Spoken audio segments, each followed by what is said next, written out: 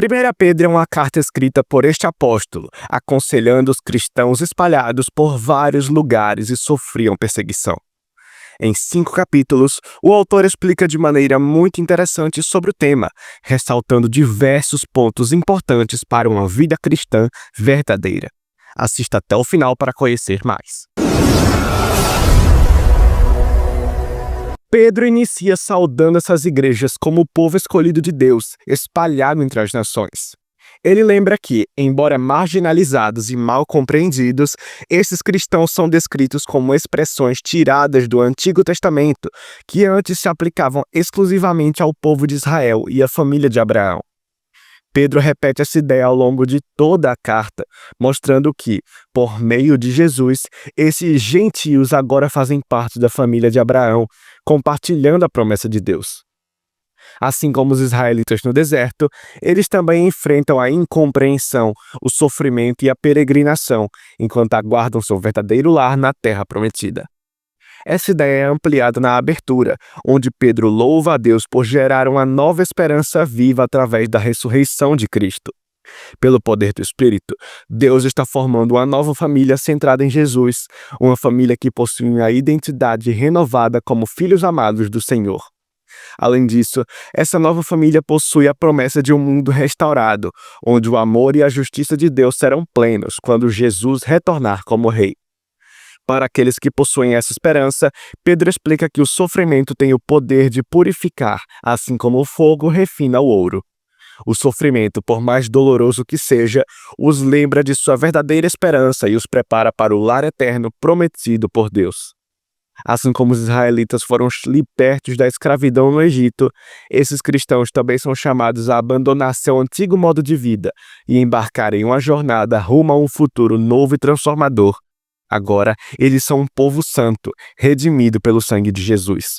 Eles fazem parte de uma nova aliança, onde a palavra de Deus está profundamente semeada em seus corações, renovando suas mentes e moldando a imagem de Cristo.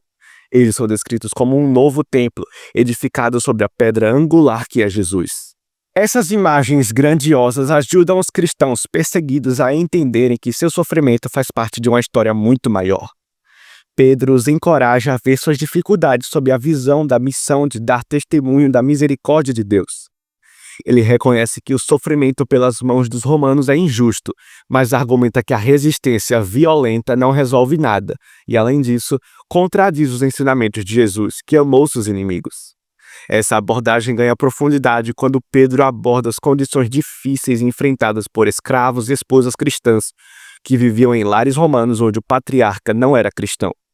Pedro, ciente dos desafios, instrui essas pessoas a demonstrarem sua fidelidade a Jesus não através de rebeliões, mas através do amor, da generosidade e da resistência pacífica, seguindo o exemplo de Cristo.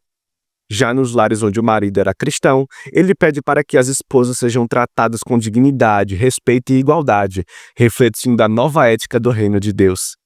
Pedro acredita que essa forma de viver, imitando o amor de Jesus, tem o poder de revelar às pessoas ao redor a beleza do caminho de Cristo e o caráter transformador de Deus.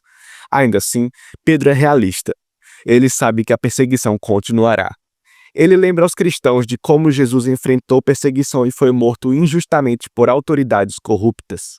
No entanto, ele ressalta que a morte de Cristo não foi uma derrota, mas sim uma entrega voluntária pelos pecados de seus inimigos.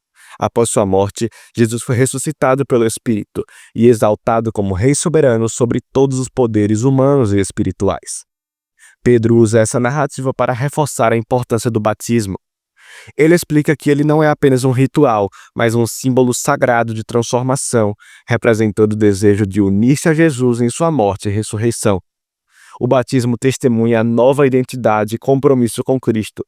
Mesmo que sejam mortos por causa da fé, eles têm a garantia de serem exaltados ao lado de Jesus. Ao se aproximar do final da carta, Pedro exorta os cristãos a considerarem uma honra e uma alegria serem perseguidos por seguirem a Jesus, lembrando as palavras do próprio Cristo. Ele pede aos líderes da igreja que cuidem dos cristãos perseguidos como o mesmo espírito de serviço demonstrado por Jesus. Ele também destaca que o verdadeiro inimigo não é apenas cultural ou político, mas espiritual, forças malignas que inspiram ódio e violência. Pedro encoraja os cristãos a resistirem a essas forças, mantendo-se fiéis a Cristo e a sua missão. Por fim, Pedro termina a carta com a oração, pedindo que Deus fortaleça seus leitores e envia saudações à igreja em Roma. A primeira carta de Pedro é uma mensagem poderosa sobre a esperança cristã em meio ao sofrimento. Ela relembra que, desde o princípio, o povo de Deus foi mal compreendido e perseguido, mas que a perseguição pode ser vista como um presente. É uma oportunidade de demonstrar ao mundo o amor e a generosidade de Jesus, sustentados pela esperança de seu retorno e da renovação final de toda a criação. E assim, terminamos este resumo. Espero que você tenha aprendido mais. Que o Senhor te abençoe e tchau!